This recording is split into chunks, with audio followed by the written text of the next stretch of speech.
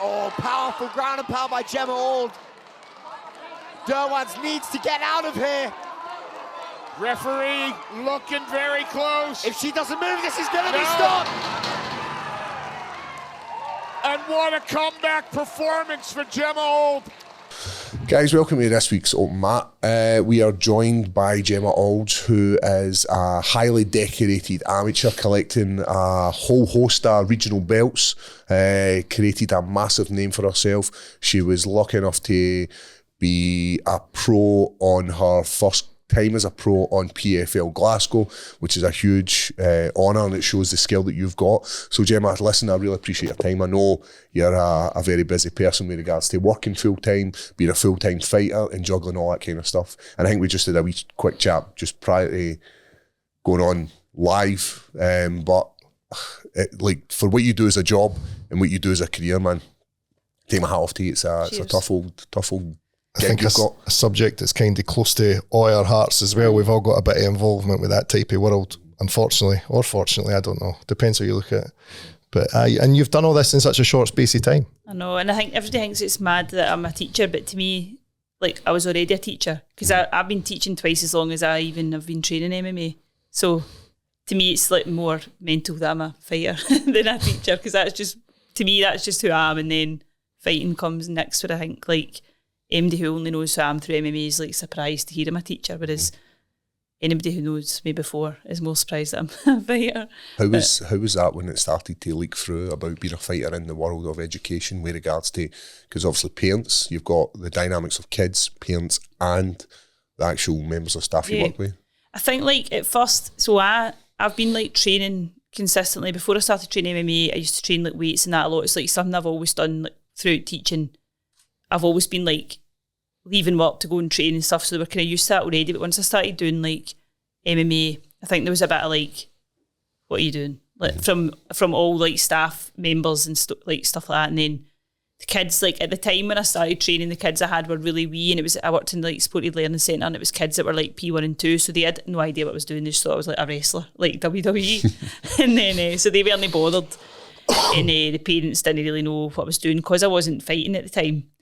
But I think like the attitudes, like people I worked with and stuff, was just kind of like, oh, it's just like a weird thing she's doing that she'll kind of go out of type of thing. And then when I took like my first amateur fight, it was like a bit of kind of like, what's that? What even is that? Like, what is it you're even doing? Kind of thing. But I think now that I've like went pro, folk have took it kind of seriously, and then like all the staff came from my work to my pro debut, which was nice. Even my head teacher came. Brilliant. And she was like, oh, I hated it, I can look at it and that, but she, like, they don't know what's going on, but they came to support me, which is really nice. That's like a big turnaround, because at first I think it was a bit like, I don't know what they thought of it. I suppose, like, though, I didn't really know what MMA was before I started training, like, which I know is weird, but I just hadn't really, it wasn't like a scene that I was around. So if you don't know what it is, and then someone says, oh, it's like cage fighting, you are going to be like, what the fuck are you doing? It sounds horrible. But so it's been like a bit of a turnaround, but I would say, like, since I've started like kind of getting a bit of media attention and stuff, like parents and that, they know, because I wouldn't just like go to them and say this is what I'm doing, but they'll all be like searching me up on social media, and that's just what they do. And the Waynes, I've now got like primary sixes, so they're like aware of what I'm doing, so they're going home and saying, oh, my teacher's a fighter, then they're all coming in and parents' night and asking me about it and that, which is nice. And I think like over time they start to see it's a good example to set to them, like in terms of like discipline and all that. Like I think that it's took a while to kind of get to that point, but now everybody, like parents and staff and that, are kind of seeing how it can be good for the Waynes. But you do still get Waynes that just come up and say, like, do you think you could battle this teacher and that teacher, and do you think you'd win a fight against him? And I'm like, aye. Give me a challenge. Adds an extra dimension though with the kids. You're not just Miss Aulds. Yeah. Do you know what I mean? You are also, like, my daughter saw one of her teachers a few weeks ago. She's 8. She's seen one of her teachers in the centre, in the shopping centre. She couldn't believe it. Aye. I'm like, but what do you think they do? Like, they don't go to Asda? Like, like, oh my God, she's not in the school. Like, I thought they just lived there. So it's good that for that aspect, it lets them see more of you, and probably, like you say, you're helping children at different stages in life. So it probably helps you connect with them a bit better. I had a few, like, in my class last year that trained as well, like Ty. And like a wee girl in my class had her first fight and she was asking me like, oh, when it was your first fight, were you nervous, and did you think this and did you think that? And I was like, the chances of you ever having a teacher that can relate to this, like, again, are so slim. It's cool to be able to like talk to them about it, but I've got a few that do things like taekwondo and stuff, and they'll ask me about MMA, and I'm like, maybe like one day they'll do MMA because they remember I did it, and even that's like cool. But they're spending a lot of time with you as well throughout the week, so it is important. There is, like, I think about this with my own kids' teachers all the time. Like, I talk to them at the end of the day, what's been happening. Like, I think a lot of parents maybe see school as just somewhere to dump the kids during the week, so it's important, I think, for teachers to be able to have a bit of a relationship with kids. For sure, exactly. Not just be a teacher, like, no, just their teacher, no, just in Miss the area Auld. where I work, like, we have a lot of kids with like kind of social and emotional needs and that, and you've got to build a relationship, otherwise you're getting nowhere with them. Like, you need that. So I think, like, and I stay in the area where I work as well, so you have that like kind of respect. They respect you for just even being around the area that they're in, and then I get a bit of respect from them, just the fact that they, like, to them being able to fight is like a big deal. So they just think, like, I don't know, it's just like an extra level of kind of respect. I don't know, like, if that's a good thing or not, but it means they'll listen to me, see if they're going to be fighting each other, and I speak to them about it. They'll take it from me if I say, look, Jinka would do that. Jinka, I don't get annoyed with people, but I don't go out and start battering folk like this. You can't do this, and they'll listen to me when I say that. Whereas if another teacher might say that to them, they're like, what do you know about fighting? So it's helpful in that sense, but connecting on a lot of different levels. As you said, you had your first pro fight in Glasgow, which for most fighters would call it our hometown, with regards to it's very unlikely that you get a show like PFL coming to Ayrshire or coming to where I'm from, Coatbridge or Airdrie. But to fight in Glasgow and have all your members of staff, what was that like for your first pro fight? It's amazing. I honestly, like, see, when I look back on it, I still can't believe it even happened. Like, I feel as if this full journey for me has been like crazy. Like, it's been so short. Like, I think so it'll be 2 years in June when I had my first fight. That's crazy. And I've already like fought in the hydro. It's mad. Like, it'd only been like just over a year since my debut, like, amateur.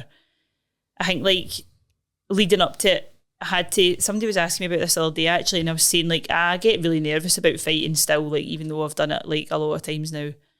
But like, everybody was like, oh, it must have been like so much pressure being the hydro, but I just was like using that as my wee thing to be like, this takes a bit of the like nerves and pressure out of it, because there's like something really cool happening in the same day that I have to fight. Do you know what I mean by that? Like, it wasn't just a fight, it was like, oh, I get to fight in the hydro, I get to be fighting in Glasgow. I was the first like fighter in 7 years, I think they said, like Scottish fighter, sorry, to fight in the hydro. That's impressive. It was cool, and I was like, these were all the wee things that when I was getting nervous or worrying about the pressure, I was like focusing on how lucky I was to do it.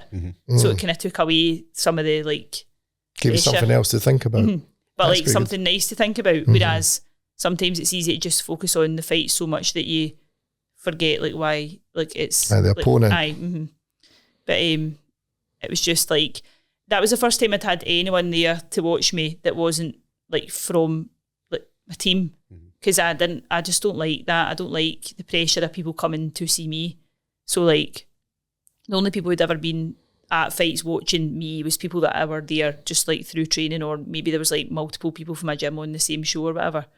So I had like my friends and the people from my work there for the first time. So I was like, I need to like, it's a big deal. It's my pro debut. It's So I let folk come watch me, which I thought I would hate it. And then I remember like standing in the back bit waiting to come out, and I could hear them shouting, and I was like, oh, this is class. Like, and I was like, whether like win or lose, is it going to be nice to see my pals? So like, what's wrong with them being there? It doesn't matter. They don't care if I win or lose, apart from that I'll be like how I'll feel about it. That's all they care about. So it was just like an unreal experience. I remember walking out in the hydro. It's a great experience, and I crumbled under the pressure of it. And I had fought a handful of times in big venues, and had a few fights in the UFC at this point, and it was still too much for me. So I take my hat off for you to be like, you know what, you were able to soak up that moment, whereas I wasn't. I was like, I was caught up, and I was consumed by the fans, and so it's maybe like being more experienced is maybe like more of a, like, I don't know. I think because it's all been so surreal for me, like, you don't know what to expect. And the fact that I'd never even been to a show like that, like in somewhere like the hydro, so I didn't know what it was going to feel like, and I think like every fight for me's kind of felt like that, because I never saw myself ever doing that. Even like me walking out, my first fight was in like Fife Town Hall or something. Like even walking out there, I felt like the same as I felt walking out in the Hydro. Apart from when I was, like when I walked out in the Hydro, I remember like on the way out thinking, this is cool as fuck. But like, I didn't feel like any different than I felt for walking out for any other fight, apart from there was like something nice about it. Do you know what I mean by that? But I don't know if that's maybe being inexperienced is maybe being a good thing in that sense. But I remember like me and Lorenzo went to, so like the day before the fights, we went to like Marks and Spencer's, or it was the day of actually, I think it was. The wee Marks and Spencer's across the hotel that we're in, and we were just like talking about it, and the next day we were shiting ourselves about that, like, because we were like, we're going to be in the Hydro, it's going to be this many folk in that, and we were talking about it, and you could tell that I knew he was nervous, he knew I was nervous, none of us were saying anything about it. And I remember like after it being like, remember we were like absolutely shiting ourselves about that, and then it was fine, it was amazing. But I know how that could easily happen, because the pressure, it's like folks say, oh, but everybody wants you to win, and that's like exciting and whatever because it's your home crowd, but sometimes that's worse. I think that's like, and I'd never really been in that. Every other kind of fight I'd been in, it was either like my debut where nobody really knew who I was, or it was like fighting on a show where everybody was there to see the other person win. I do think that feels better. I've always preferred being like the away fighter, like all these people hate you and they want you to lose, and so you do, and you feel better when you win as well. Because you're just like, fuck all those people. Aye. Like you do feel that there's just something in us, that makes us feel that way, I think. So I do understand why you would say fighting at home and all these people are backing you, because you probably do feel, and all. I've never really had like a home one. So like the obligation to let them down. Because I know you're letting them down, but you probably do feel like that's how I felt about like folk coming to watch me. It was like, even when like, because at first like my pals, I think maybe we being like a girl, and like literally none of my pals had any idea about anything to do with MMA. When they started like kind of being interested and saying, oh, I'm going to like watch the pay-per-view and that, and I was like, oh no, don't, because what if it doesn't go well? And then even like knowing folk are watching at home was like making me nervous, because I'm like, oh my God, what if they like sit and watch this and then I don't win and they're all disappointed? And I was like, they're not going to care. Like they're just watching it because they want to see me doing it, because I think it's cool. And I've got like pals who've got kids and their kids are watching it and they think I'm cool because I'm fighting and that, and I'm like, that's like nice. They don't care if I win or not. But at the time, you do focus on that. So if it's a home crowd, you're obviously going to think there's like a lot of people here that want to see me win. But obviously, you'll know like you've had so many like big fights and it's like high exposure and all that. Whereas I think when you're fighting amateur, like it's totally different, innit? And for me, I think having that as my first like pro fight should hopefully make the other ones a wee bit easier in terms of pressure, because like it's never going to feel like that again. The Hydro in Glasgow. Yeah. You're right. What about, do you use any techniques for dealing with the anxiety, the pressure fighting in these places? Because it took me a long time, but I was a lot more mature when I started using these techniques to prepare for dealing with my emotions. Because we spend a lot of time with coaches doing skill, we spend a lot of time with fitness coaches improving fitness, we've got nutritionists, and I'm just wondering, are you at this point where you're like using these techniques or dealing with somebody? To be honest, I think like for me, I never thought I was going to fight in the first place, and when I made the decision to do it, like I didn't want to do it because I thought I was going to be too nervous and the nerves would take over and I wouldn't be able to do it.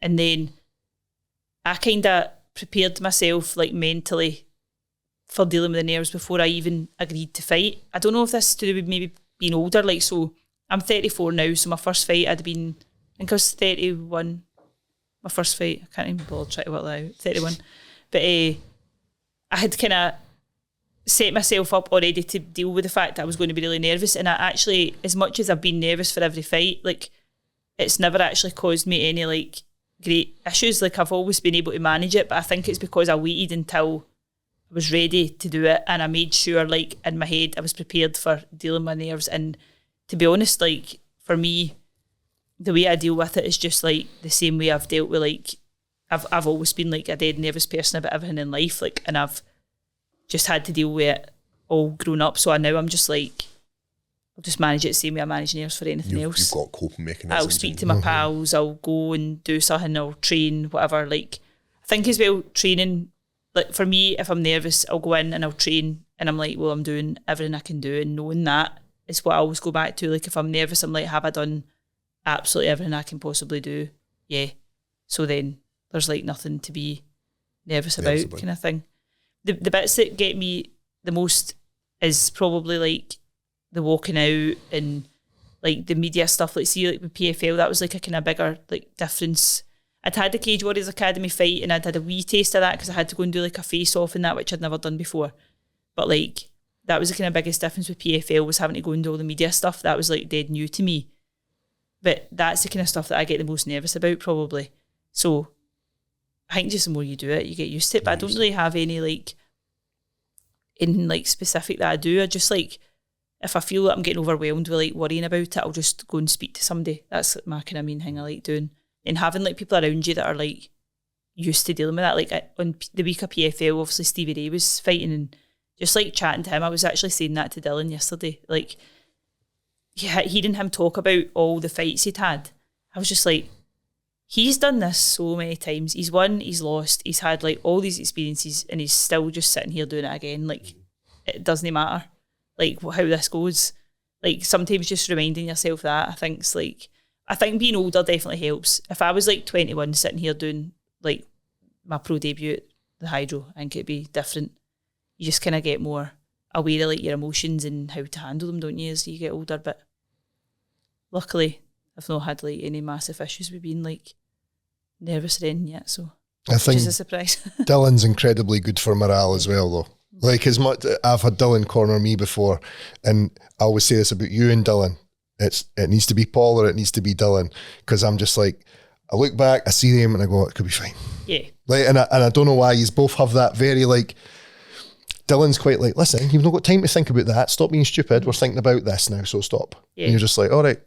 And it's because he's quite a bit younger than me, and he's younger than you as well. And that I'm still just like, okay, I'll take his advice. I don't know. And obviously yourself, I'm like, well, that's Paul. He's so experienced to just be fine. He wouldn't let you do this if you weren't going to be fine. So I think that's how I do it. Into it. Like, because Dylan, although he's younger, like I think he had his first pro fight when he was like 19 or something. And he's been around for a while. Yeah. And you are obviously quite close. Aye. This is Dylan Took. Dylan Took, of course. Sorry. He's got a really good relationship with him. Yeah.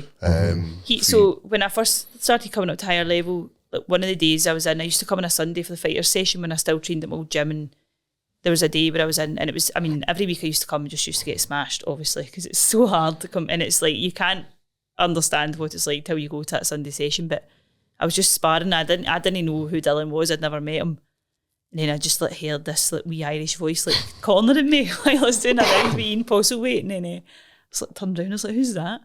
And then I thought, oh, that's nice. He's obviously realised that I'm like the only girl, I don't have a clue what I'm doing, and he's like trying to help me. And then like we just became pals, and he sort of like helped me kind of realise that I would be able to like make the move to higher level, because I was like, oh my God, I can't do that. I can't like leave my gym. I can't go somewhere new, but I know it's the best thing. And he was just like you say, just makes you see, well, what is the actual problem with this? Is it something you can manage? Yes. Well, like do what you want to do, basically. So I think that's how we've got so close, because he was sort of part of that for me, like the kind of supported you in the jump. Like it made me, and I knew like I had someone there that like I could go to if I, because that's a thing, like at amateur I had like pals in the gym that when I was stressing about fighting, like I could go to and say like I'm really, and obviously I could go to Neil, he was my coach there and whatever, but he's dealing with like loads of fighters. I had like Davey and Greg there to like go to and say like I'm freaking out about this fight, or what about this, or what about my weight, or do you think this is like, what am I going to do about this? And they would listen to me and answer me. Whereas I felt like if you go somewhere new, especially like as a girl, I think like higher levels full of like really like high level fighters that are all guys that are pro, and I'm like, I already think I'll feel like they'll think I'm different because I'm a girl. If I go in and start being like I'm nervous or I'm like whatever, they'll just be like, oh, you're just an emotional lassie here. Whereas I knew I had Dylan and he wasn't going to look at it like that. And actually none of the guys are like that, but you do think that when you're like new somewhere. Like I'd almost like think as a girl you are trying not to show like you're nervous and stuff, because you think, oh, everyone's going to think because I'm a girl I'm going to be like more emotional about this. But knowing I had somebody that I could go to if I felt like that, like was part of like what made me kind of realise it was going to be all right to move. So it's a tough jump to go from a gym that the guys in there have helped you get to the point where you're going and you're at the now and then you're having to make that jump. Yeah. I remember making the jump to higher level, but it's one of the best decisions that I made in my career, because loyalty works both ways, doesn't it? And you want to be loyal to the gym that started you, but you have to be loyal to yourself and your own abilities. 100%. And then the last thing you want to do is look back in a couple of years and be like, I should have made that move a lot and sooner. see, with my age as well, I'm like, I can't be like messing about for 2 years deciding if I want to leave or no. Like, that's just not like. And it was a really hard decision. I think for me as well, when I started training, I had no intentions of fighting anything. It wasn't like every decision I've made in MMA has been for like my career. I just like started. I mean, the gym I was at was like in my hometown, like 5 minutes around the corner from my house. Just went for like to train. I had started like doing Thai. Basically, I used to work in the football club in Kilmarnock, and they had a gym and it's shut. So I went to like a wee gym that did Thai like near there, and then I just started going to Thai classes for fun. And then I went to Neil's, and when I was there training, everybody was like, why don't you just do MMA? And because I was a member, I was like, well, I might as well do it because I'm missing out on half the classes because I'm not doing MMA, so I was missing all the jiu-jitsu and everything. So I just started doing it at the end of lockdown and was like, oh, this is actually like quite fun. So it wasn't like I'd made a choice to go there, then it was when I'm always going to leave kind of thing. I thought I was just going to be there forever, just like fanning about, doing it for a laugh. And so it was hard to do it. But Neil, like, kind of, I think he'd sort of said to me in the past, like, after the first kind of 4 fights going so well, he was a bit like, you could actually, like, make a career out of this if you wanted kind of thing. And he was like, but you might have to, like, think about, like, where you're going to train in the future and stuff. And at that time, I was just like, nah, like, I won't ever have to leave. And then it was just like, once I went up to higher level once, I was like, I have to be here. Because I went into my next fight. So after I started training at higher level, my next fight after that was on BMF, the title fight that I did there. And that was definitely my hardest fight that I've had. And I lost like the first 2 rounds. I mean, the first round, the lassie had me in a like, fully locked on rear naked choke, my arm trapped in that. So it was pretty bad. But I remember thinking, like, see if I hadn't been to higher level and been smashed every round, like, I wouldn't know how to deal with this. So then after that fight, I was like, I have to be there all the time. And then I tried to split my time between the two, but I knew, like, it was where I had to be. But it was logistics as well. I was like, can I actually train in Bathgate when I stay in Kilmarnock, like, and I'm a teacher? How long does it take you to get there? At night just now, it's about an hour and a half because traffic, but if there's no traffic, it's like an hour. So it's not too bad. It's just a lot of driving. I'm doing like about 120 miles a day or something. So that's an hour and a half there and an hour back. Yeah. 3 hours. It just shows you how well respected higher level is. Yeah. And Neil Laird is one of the top fighters for back in the day. Like when I was just joining MMA, he was already an established fighter. Yeah. And now he's got his gym in Ayrshire and he's bringing on guys like yourself and he's going to bring on the next generation. But there's only so much that these guys can do with the time they've got. And then it's like you need to make that decision to make that jump to a full-time gym with full-time fighters. And we've known Neil a long time. I can assure you he's not the grudge holding type. No. I wouldn't say. Neil's a supportive guy. Having that conversation with you and being like, moving forward, like he knows and he was supportive. Like obviously it was hard at the time. I think when I said I was leaving, it was a bit like there's always a bit of like kind of. But you said it a minute ago, so you were like, "Oh, I have to try and not be this emotional woman." But you are clearly an emotional person. Aye. So what? So why do you feel like the need to? I know. Smash that down. If that is who you are, there's nothing wrong with that. But Neil was just that. Neil dealt with a lot of my emotions because he's seen me all through my first fights. But when I was leaving, I was properly like gutted. I didn't want to leave. Aye.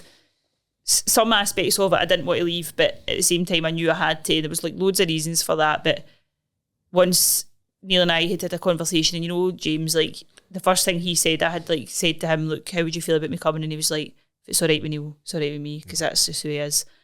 And there was obviously like man of many words, James. Yeah. But like I think it was hard for me. It was hard probably for Neil too. But once I left, like me and him are fine. Like there's obviously folk who have opinions about it and whatever. But as long as I know that he's sound with it, and the folk that I was close to, that I trained with, that like marred to me the most, are all sound with me now still, and they know why I've done it, and they know it was the right decision. So that's what matters. But still, just like a kind of weird thing. It's because when you're in there all the time, I mean, I was in there training like 3-4 hours a day and that, because I was only 5 minutes round the corner, so I just used to go in like after work, fanny about, watch instructionals and that. I was there like hours a day, so it's a big change. But as soon as I went into higher level, like I knew straight away. Like I just had a feeling it was like somewhere I needed to be, and I love it there. It's definitely the best decision I could have made. It's a different place, eh? Yeah. It's like a very serious place. I always think that when I go there. I think like there's people like obviously at Hit Squad that were training like consistently and stuff, but I think like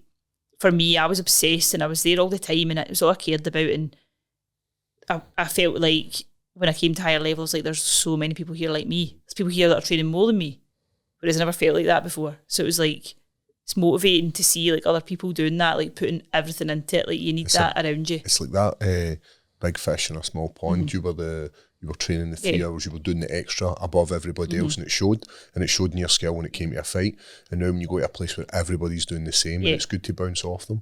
Like I think it's one of the best decisions you made for your career, and you need to be selfish in this sport because it's hard. I just think that's just not me to be like that. But at the time, that's what all my pals and that were saying, because they were able to look at it from like a totally different perspective, and it was just like, you just feel bad about this because you feel like you're letting folk down, but you need to do what's the right thing for you, and that's what I did. And I mean, I joined higher level and like a month later had signed for PFL. I know. So it's like I knew I did the right thing. you have to be able to get the right doors opened for you as well, whether you like it or not. Like that is a part of it. Do you know? It's and James is just like connected. Having somebody like that who has been through all this, and even with like female fighters and stuff, it's just like a wealth of knowledge, and it's like you can put your trust in him to know. Like, because it's all happened so fast for me, I'm like, I still don't really have a clue about this. I don't even know like what I'm doing half the time in terms of like, for example, getting a contract through. I'm like, I have no idea if this is good. I don't know what I'm meant to be looking for. Like, should I sign this? Should I go pro now? I don't know.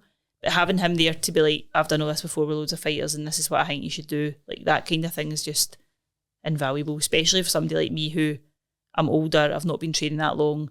If I want to like do something with it, I need to do it like quick and like now. So he's like able to tell me what the best kind of moves are for me, which is something that I need. So it's definitely been the right thing. Have you got a fight ideally where you're going with the next 6 months? Well, because I know PFL, they kind of drag their heels with shows, and it's very difficult to get fights. So it's like, yes, you want to fight in PFL, but is there other opportunities to fight in other shows? Yeah, so they had said, so on my contract, like obviously everything in your contract's like provisional, you know what it's like, but I'm supposed to be fighting in December, and then kind of realised pretty quick after Glasgow that wasn't going to happen with PFL, so got James to just go back and be like, can you fight somebody else? And they said yeah, but couldn't get anything. There was a couple of shows that got cancelled that they were going to try and match me on, so didn't manage to get anything. But I think my next one will be PFL. I think it's something like they were quite happy to let me get matched elsewhere, but no, I think it's like not within 12 weeks or something of fighting with them. Yep. So I've got ADCC at the end of this month for a grappling match, and then I think that'll be me. Like, I'll not be able to take anything else before my next one, PFL, but then, because I'm hoping my next one's going to be about Easter times, the chat, so shouldn't... Do you know where that is? Or are you allowed to say much about it? I don't think I'm allowed to say the now. Well, James told me it was on the down low, so I better not say, but they're planning on having a show like Easter time, and they've kind of said be on it, so got an idea who it might be and stuff, so hopefully that means it's like... Something to focus on, something to get you there to go. I know PFL are coming back for Liverpool. Well, there you go. You know, and that's at Easter time, so it might be then. Aye, so might be. It's I know. Like, but the worst thing that could happen with signing with an organisation like PFL or Cage Warriors or the UFC is you get sidelined for a long period of time. I know. And especially age isn't on our side. Like, I was worried about that, but I think like once they'd said, because when James had said to me before like Christmas, I don't think you're going to be on that card, and I was like, well, I want to fight. And when they said it was fine to get matched elsewhere, I was like, well, to be honest, being in a contract with them doesn't make any difference then. If they're happy to let me fight elsewhere, it's not like I'm stuck and I actually can't fight. So then I don't mind. Like, it would be worse if I was in a contract and they weren't getting me fights and I wasn't allowed to fight elsewhere. Whereas for me, like, even if I have to fight on a show that's not paying as well or whatever, it doesn't matter. I just want to do it. So as long as I can still fight out with, then it's all right by me. And plus, that's another thing that's like, I'm lucky that I've got another like job where it doesn't matter too much. Like, if I don't get paid because I've not fought when I was meant to or whatever, or I've had to fight in a show where I'm not getting paid well or whatever, it's no really... I've made sure like so I went part-time this year, so I'm only 4 days now, but I like factored everything in. What can I afford to do if I got no fights and didn't get paid at all? Like, I can still afford to pay my mortgage and do everything regardless. So I'm in a position where I can like take a fight on a show that I'm not getting paid or whatever if I need to get out and fight. So, and obviously the pool of women isn't huge. So you probably already have an idea who you're likely, well, long before anything's signed or agreed, you probably do have a sort of idea who this is a potential, this is a potential, this is a potential. Would that be? Aye, but I think like, so amateur, it was kind of getting to that stage where nobody like, fighting. aye, and then at pro, there's obviously like a new pool of people. The first few fights, it's a wee bit more difficult because they're got in some like developmental contracts. So it's like they want somebody kind of like for like almost. So that's probably a wee bit harder to find somebody at that point. But then they've got like the full pool of like European people because it's, and then obviously there's the aspect of like, so my opponent for Glasgow pulled out like a few weeks out. They got me someone else and I was like freaking out, like there's no way they're going to get me somebody else because I knew how hard it was to get matched like before, but they obviously want to fight on it because it's PFL and it's an opportunity for them to go out and then maybe sign or themselves or whatever. So I suppose that's like, should be easier now to get matched than it ever like was before. But I've had the tournaments, obviously they'd kind of said about putting me in the tournament this year, but I don't know if the tournament's happening now this year. I know it's a bit up in the air. PFL. A few things have came out this week and different, because obviously the £1 million prize money's been slashed, but I don't know if that's still going to be the case with Europe. Are they still going to pay $100,000? Well, I don't know what's. I don't think they've come out and said which tournaments obviously they're even having. So I don't know if there's going to be a female one or not. I'm not sure. But see, to be honest, it would have been cool to do it. Like I would have loved that. It would have meant it had like guaranteed fights set, but if it's not happening, it's not happening. I'd have been more gutted if it was happening and I wasn't doing it. If it's not happening, I'm not doing it, then fine, whatever. As long as I get fights, I just don't care, really. So your target is probably not to stay with the PFL. Again, I'm maybe saying something I shouldn't if you've got a contract with them, but you will have your eyes on UFC, I would think. Aye. I think... I didn't mean to make a big assumption there. No, I think for me, like, I can understand why some people wouldn't maybe necessarily have that plan because PFL, like, there is lots of aspects of being signed with PFL that are good and obviously they pay well and stuff, like, notoriously compared to other, like, kind of similar promotions. But for me, with the time I've got and the age I'm in that, like, aye, I would love to go to UFC. It'd be amazing. Reach for the stars rather than just getting to the point. I'm happy here. And I've got a career already. Like, I know, like, it's not about money for me. It's not, like, and that's not to say I'm, like, balling. I'm like, obviously, teaching pays, like, well enough to cover all the things I need and that's it, whatever. But for me, it's just not about that. So I'm like... Teaching is a labour of love, I think we all know, kind of. As long as I can afford to get to training and have my house and whatever... Like, I would sooner go somewhere that it's like an aspirational thing rather than like financial gains. Because I've got a career behind me that I can. The thing is as well, a lot of people are looking at like where they're getting paid best because they're setting themselves up for the rest of their life when they can't fight. Whereas I know I've got my career there ready for that time coming, so I don't have to think too much about like fighting to get like a good kind of base of like money behind me for the future or whatever because I know I'll have teaching then. You're not fighting to pay bills. You're fighting for the love of fighting. Yep. There's a lot of guys in this sport who are fighting for the sake of to cover bills. So you're in a very good position. Are you getting to the point where these 4 days, because I know you, as you said, you've went from 5 to 4. Is it getting to the point where these 4 days are like, could I go 3 days? I'd love to go 3 days, but see, at the moment with the travel, I wouldn't be able to do that. Like, because I'm about £600 a month in petrol, so it's crazy. So I would, if I lost a day, like that would become an issue. So I think I'd have to be in a position where I'd be able to move, like, and go 3 days, but move like closer to training. But I love the school I'm in, and I don't want to leave there either. So then I'm like, that would be then travelling back to Kilmarnock 3 days for work, rather than travelling from Kilmarnock to Bathgate 5 days for training. So think like if I could get like a few decent sponsors and that on the go, that would maybe be doable. But I think if I was going 3 days, I'd probably look at moving so that I was just travelling back for work because that would be sensible then to think about being closer to training. But I would love to be in a position where I was training more days than I was teaching.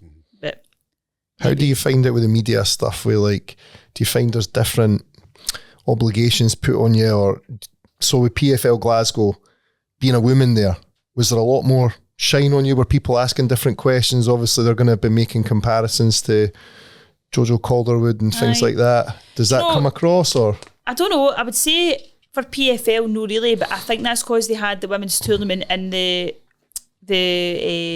was the fights for the tournament in that show, so there was like other female fights on it.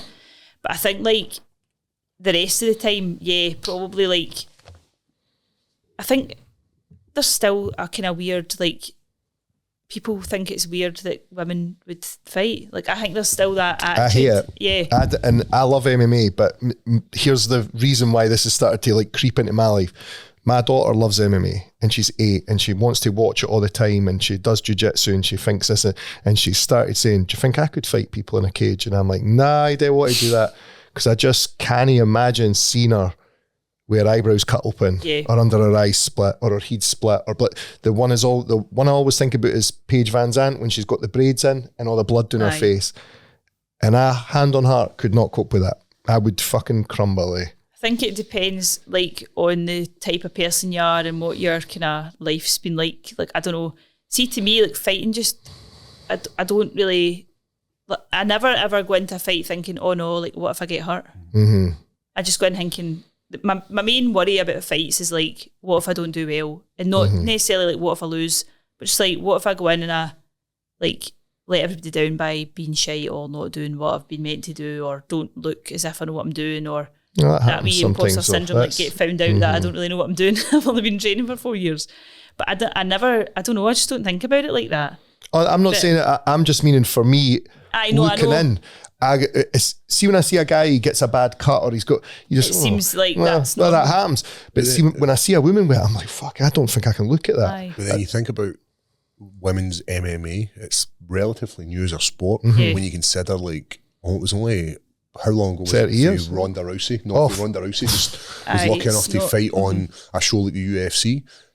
There is other organisations out there, but they're not as well televised as the UFC, so it's only been like what we're saying, like 10 plus and even years. that, like, even like MMA in general becoming kind of more mainstream is so recent. Yep. So then for that to then be like, and then there's women's MMA, it's still like dead new to everyone I know. But like, for me, I don't know, I just think like, I'm not dead girly anyway. So I think like, so I've got like a brother and sister, and none of them were like really that surprised that I was doing it, even though I was surprised to be fighting. Like, once I started doing MMA, I think they were just like, of course she's doing something like that. Like, that's just not that big a surprise. So like, maybe it depends on the type of person you are. There's probably some there's like girls that I know, like some of my pals and that, I can never imagine them doing MMA. So I don't know. Whereas I don't really think many folk in my life were that surprised that I was doing it. I think it's just like, I don't know. Depends. So there's still like probably an aspect to like people being like, what, you're a girl when you're fighting, but I'm just, and you're a teacher, you're going into school on Monday morning with cuts on your face. That was the thing I'd say, like at PFL, I was getting in interviews like, oh, are you going to work on Monday? I was like, aye, I still need to go to work on Monday, aye. Like, wages are all right, but they're saying that you had to, when you were making your weight, you had to actually, you were working and then had to finish work and then go and make weight. Aye, I used to do that in amateur. I never had to do it for PFL though, because now I'm off on a Friday. Yep. But so you get like, so mad when you say that. Like, I get like non-class contact time from work, so you get like 2.5 hours off the floor. Like, as a teacher, and mine used to be on a Friday morning, luckily. So any weigh-ins I had to do that were on Fridays, I used to like go do my weight cut and then go in. Like, the last time I did that was before the summer. I had like we had to put on like an assembly, so it was like all my wee like class and the other P6s, we had to put on like a wee show, and the parents were coming in and that, and I'd like done a weight cut, rehydrated, came in, I was at the side of the stage like singing and that, helping them with a wee bottle of like electrolytes and a wee packet of sweeties at the side. Like, that's what it was like. Your face drawn in and all that kind of stuff, looking ill. Yeah, just going into work like after weight cuts, it's mad, but it's just the things you've got to do, innit? I remember I had to go to like a live learning event for my daughter. It's when I had staples in my head, and I'm sitting there like doing the activity where, and there's a wee boy at the side of me just like that looking at them and he goes, what's in your head? It's like, they're staples, boy. How'd you get them? I fell. Can I touch them? I'm like, no mate. Imagine why that's would you want to do that? I've went into parents' nights and that with black eyes and that, and I'm like, oh, I'm really sorry, like, I've been fighting, but it's just like, what you've got to do in it. But It is I still never a had bit of a to. shocking PFL thing, though. was, I mean, see things like that. I was stressed out in the week of PFL because I couldn't be off my work. So I was like, they were wanting me for all these media obligations. I was like, well, I don't finish teaching till 3, so I'll not be there till this time. And like, they must be like, what the fuck? But just got to do it. Do you think if you were in a different job, you wouldn't feel that way?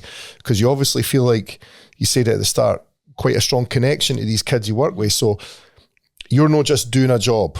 You're not like just going to work. Like, I've got a job and I hate it and I wish I wasn't there. But you're not in that situation. You actually have a job you're clearly passionate about. There's good It's and hard, bad to every job, but I feel like one of the kind of hardest things about kind of changing to this being like a career was like, I can't put over and above into every single day. I've been a teacher like out with the hours that I'm meant to be there, whereas I used to be able to like, if I needed to stay till, like I was saying earlier when we were chatting, like there's nights I found myself like sitting there till like 7 at night helping like kids with things that they needed help with just because I could. But now like I have obligations where I can't do that, and sometimes I feel guilty about that because I'm like, I have to go and train and I can't be here till 6 dealing with something. But I think like that's why I'm dead open with the kids about what I'm doing, because they need to know, like, so even like on a week of like a fight, if I'm doing like a water load, I'll just say, I have to drink all this water, that's why. Or I'll have to phone somebody to come to my class and cover me and let me out to the toilet and that, but the kids know why I'm doing it. So like the same as I'll have to say like, I have to leave like early because I'm going to training, like, so that's why I'm not here at night for this club, or I can't come to the disco because I'm training or whatever. But like you feel a bit guilty about it at first, but then eventually like I think it's kind of turned out they almost respect it in a way, because it's like a sign of discipline, the same as like the parents and that. And when I need to stay for things like parents' night and that, then I do. But I think like not being able to give like that extra time, because you know what it's like being a teacher, you just can never give enough time. But I have to again like be a bit selfish and be like, well, this is like what I've got to do to get to where I need to go. And one day they'll be able to be like, oh my god, that was my teacher, and now she's in the UFC. do you think people would be quite surprised at that facet to see how much one time you've got to put into training? Well, training and teaching. And do you think like people watching are going to realise the amount of time all this requires? Because I don't think people understand how much either of those professions require. Never mind both. Aye. Like for the amount I see my partner doing, and I'm like, fucking hell, this is very, like, this takes over a lot of your life. To then be a full-time fighter on top of that, that is very tough. We had an inspection as well in my school, like right after PFL, and I was like, So you had to be on course. point. aye, of course we did.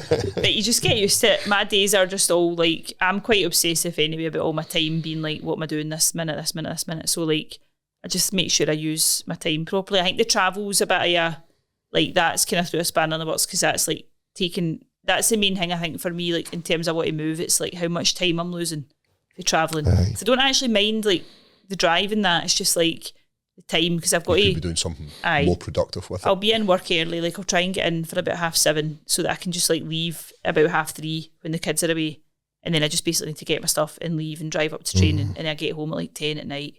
So then I'm like losing out on sleep and losing out on just even seeing Recovery. people in that and recovery. So that's been the main thing I'd say, like having a Friday off to help with, because I've got like time between sessions and a Friday to just kind of chill, and it means my Saturday's like I'm still kind of winding down for work on the Friday, whereas on a Saturday I've got an actual day to rest. But I like being busy all the time and that, so it suits me, but it is a lot of work.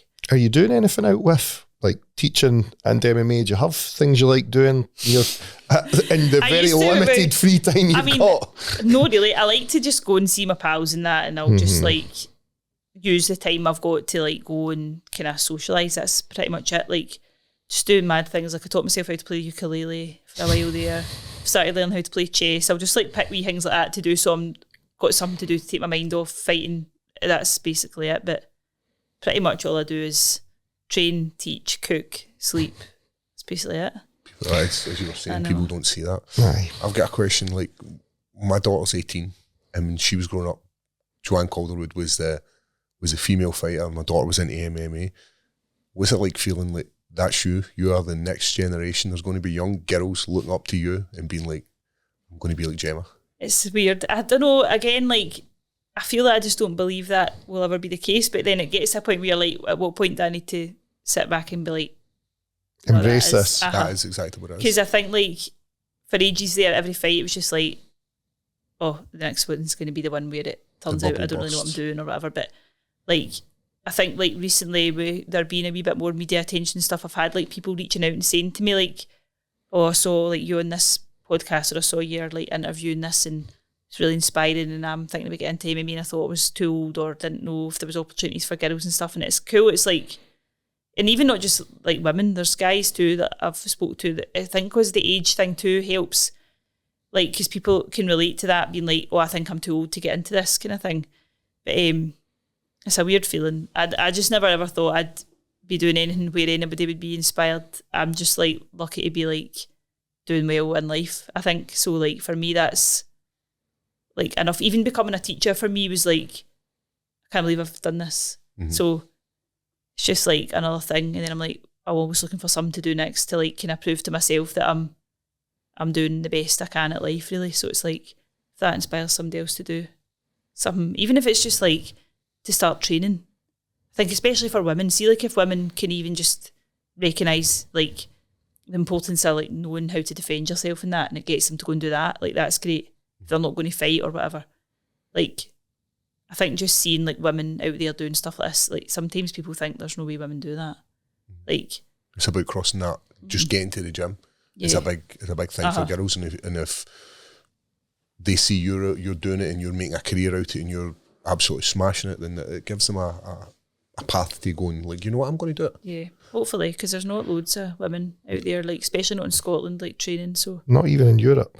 Nah. Like if you were to think of the next biggest European woman, you would have to think for a bit. You don't just automatically go boom and start rattling them off. I think jiu-jitsu, there's like more women starting to get into that, which is good. So, my daughter's class is mostly girls. There's more girls than boys. We see that in the gym as well. With the girls, the kids class. There's lots of young kids in there. I think we girls are better at learning than we boys. Yeah, that's what I think. They're better at taking it in, and they go, "Oh, this is good fun." When the boys are just like, "What is this?" Can we just wrestle? Aye, they just want to wrestle. They don't want to learn the techniques. Aye, definitely. And you were saying you're fighting on the grappling event that they do in Scotland, the ADCC Scotland. Who's your opponent?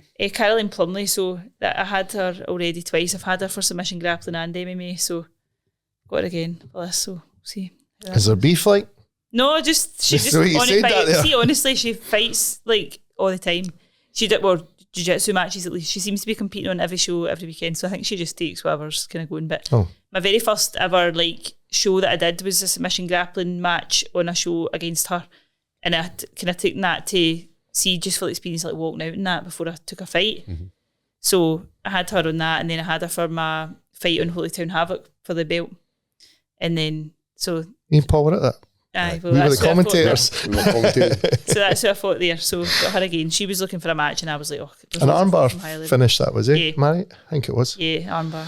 First round. Aye, so. Aye, as we said, you collected up a few of the belts. What is it, 5 amateur? 4. Four so amateur I've got, belts? Aye, so a Goliath, BMF, Cage Warriors Academy in Holytown Havoc. And then just set you up to, as you transition into a pro, you were hot to trot. Are the guys able to watch the grappling match live? Is there a link? I think there might be a link, because I think the EDCC normally do some sort of link, so sure. we'll fire it in the bottom there. Aye, there's quite a few of us from higher level on it, so. Yes, I've seen that. Dylan's on it too. Dylan's on it, It's Chris Duncan. It's Chris Duncan. Mark's on it, Lorenzo, Stephen Clancy, he's on it too. A couple of guys that just do jiu-jitsu, I think, as well, so it should be good. There's a few guys I know from Likens. I train there sometimes. It's a jiu-jitsu gym in Kilmarnock where I go like there on a Wednesday so that I kind of one less day of travelling and train with Sharpie there. That was like one of the first gyms I had trained at was the Likens gym. Aye, because it used to be MMA. Marcos, it was Marcos's gym, and you used to go down there on like it was like a Wednesday, and it was just literally a throw down, and the cage used to move. The cage wasn't actually built into the ground. It was just like an octagon shaped cage. Oh, just stuck down on the mat. And you would just, everybody would go in there. And that was back in the day when one of the MMA pioneers, Rob McCrum, was running that gym with Marcos. And I think Neil used to go. He did. He was one of the guys. Neil was one of these guys used to go in and, Neil's in. I'm going to get him. I remember when I first met Neil, I came into Hit Squad. It was a Saturday morning, and I had been there for my first ever night on the Friday night, and I remember thinking it's fucking freezing. Me and you had sparred. And you went, "Do you want to come back in tomorrow and grapple?" And I went, "Aye," and I was fucking probably late. And you were in grappling with Neil, and he fucking kneed you a beauty in the balls, and you actually puked up. and because he was just everywhere, eh? He was just so like... I've got a few cracking stories with Neil. I love Neil. One of them was we went to train with Dan Till, and Tom Aspinall hadn't even signed for the UFC at this point. I don't think he had fought a proper MMA pro fight yet, and it was me and Neil went down, and we were doing, it was like a 3-hour session. It was horrible, and I remember giving Neil this nod to like go easy on me, because I'd literally been smashed off about 6 different guys, Tom being one of them, Dan Till another, and Mike Grundy, and I was knackered, and I gave Neil the nod, like as if, take it easy. Friend.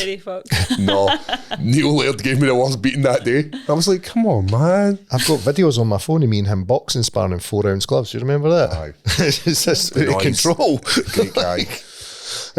We will tag in all your social media. Have you got any sponsors that you would like to give a shout out to? Because they make this journey so much easier. That's like another thing I've kind of found recently, that moving up to higher level and that, I've started to kind of get like folk on board helping, which has made a big difference. So I've got Alex at Greenbox, he does my strength and conditioning. And then I've got Fresh Fuel, they're like a meal prep company from Ayrshire. I was using them already, but they've started sponsoring me now, which is great. And then there's probably anybody who follows me on Instagram will know, like, I use this wee coffee shop espresso cart and come on, like, I love it. But they sponsored me, they pay for all my one-to-ones with James, which is class. That's amazing. Then I've got Iona Wright, she does my sports massage as well. So I'm trying to think if I've missed anybody there. I feel like I've got 5 and I've only said 4. Greenbox, Fresh Fuel. If I said Greenbox, Fresh Fuel. Oh, Moses! That's terrible.